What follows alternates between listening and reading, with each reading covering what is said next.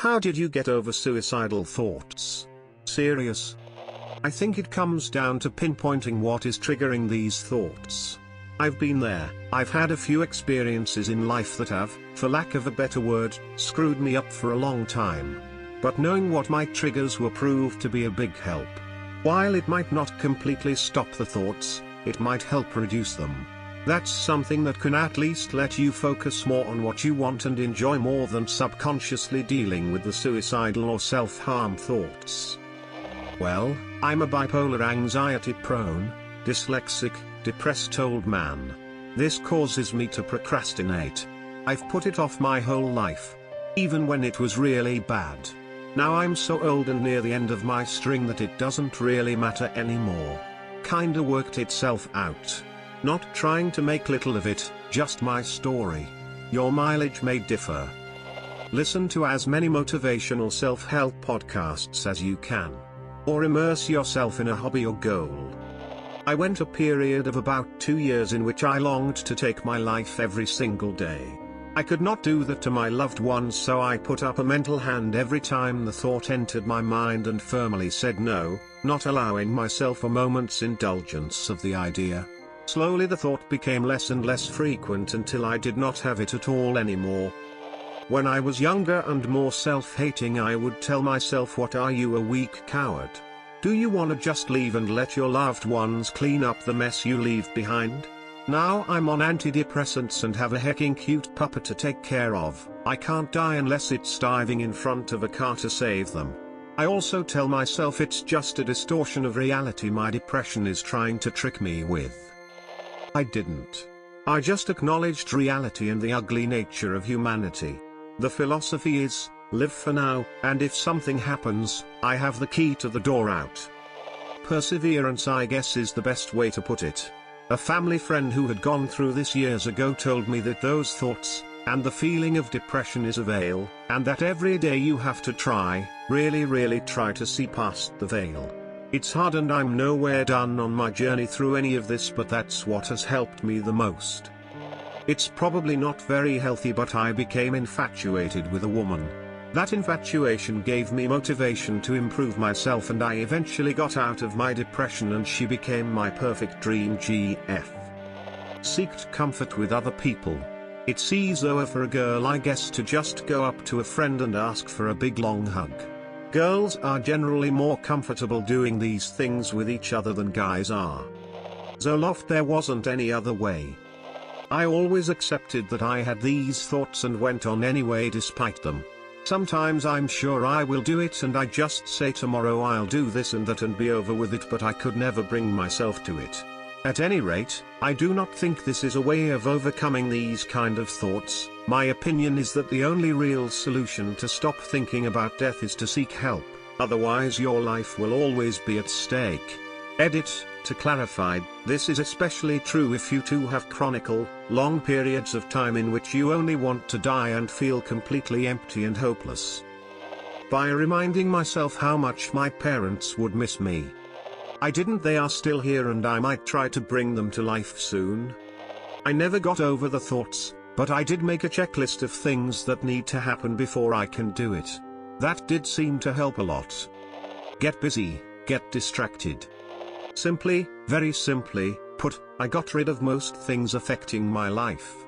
Quit university, cut off toxic friends, decided to stay true, instead of hide, to the things I like, etc. Now I'm a broke person, but I'm a happy broke person. This may get buried, but I, 1, told someone, and 2, committed to something. It gave me something to look forward to. Specifically, I opted for a 2-week vacation alone. It was a volunteering program overseas in a really nice warm place. I met new people and made a positive difference. I was still in my cloud when I got back, but after I looked at my pictures and read my diary, I recommend keeping one, even if you just write a sentence a day. I realized it made all the difference. Music helped me some. Writing helped a lot. That's why I'm on Reddit, for new writing prompts every day. What helped most though was finding a few really good friends and making them my support group.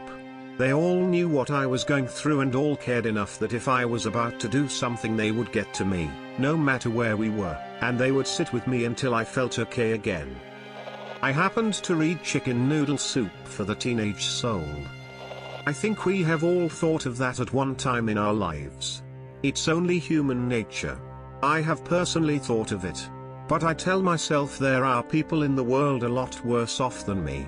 People get stressed out from what I would view as minor changes in their lives.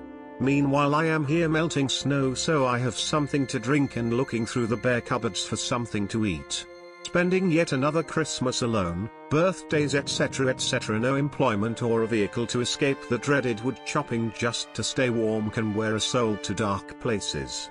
Like I said, some people have it a lot worse. Chin up. I'd think about the effect it would have on me if one of my friends or family killed themselves.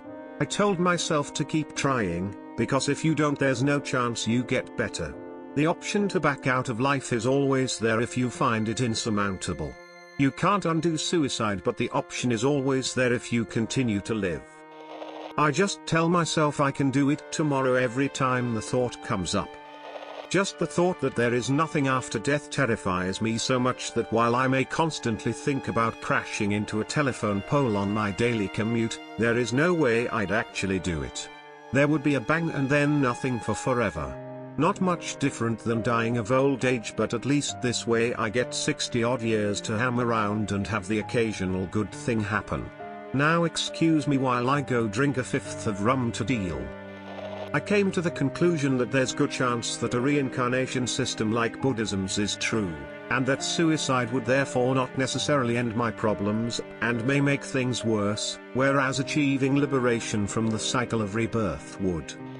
I was told this: you most likely want to end your life because of something you're feeling and you want that to stop. Ending your life won't take that feeling away because you'll never experience the feeling going away. Go to Jesus, who loves you.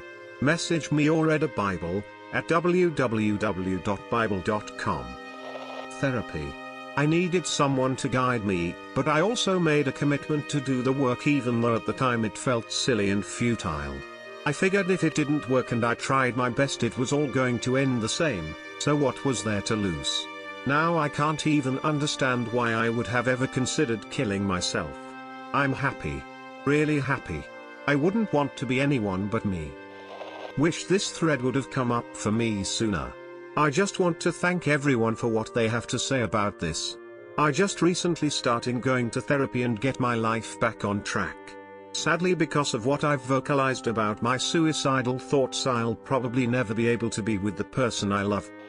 You don't really get over them, they're like a scar on your mind's eye until they fade, but not completely emo for me. I can't choose another way to live as I'm physically ill and I'm not gonna get better and there's no treatment, so I live in constant pain, and yeah, that sucks and I have no escape. I didn't. I just procrastinated them. Just like everything else in my life. In all honesty, there are still times that I contemplate how if I wasn't around, the lives of those closest to me would be better off. However, it was only after the failed attempt and the admission of such that I truly understand what the effect would have been. It would have been the opposite of what I wanted. At that particular time, it was my dishonesty and destructive behavior which was causing irrevocable damage to those I never wanted to hurt, but I was again being selfish and realized that not only would I have caused untold grief but also robbed the chance of closure for them. Now, through complete honesty with my emotions and several months of professional therapy, I am happy to say, I have become better at battling my demons. I use the support network I never used but always had. Just wish I had the guts to confront it sooner, as I tainted years of happy memories by being a selfish coward. It all began on the day my nephew came up to me on my 17th birthday and told me that he didn't know how life would be without me because I was his favorite. From there I began to think about my future kids and how I want to be there for them and be an example on how it's possible to get better one step at a time. After that, suicide has been a thought in the past. Long story short, I realized I didn't hate myself but everyone else in the world.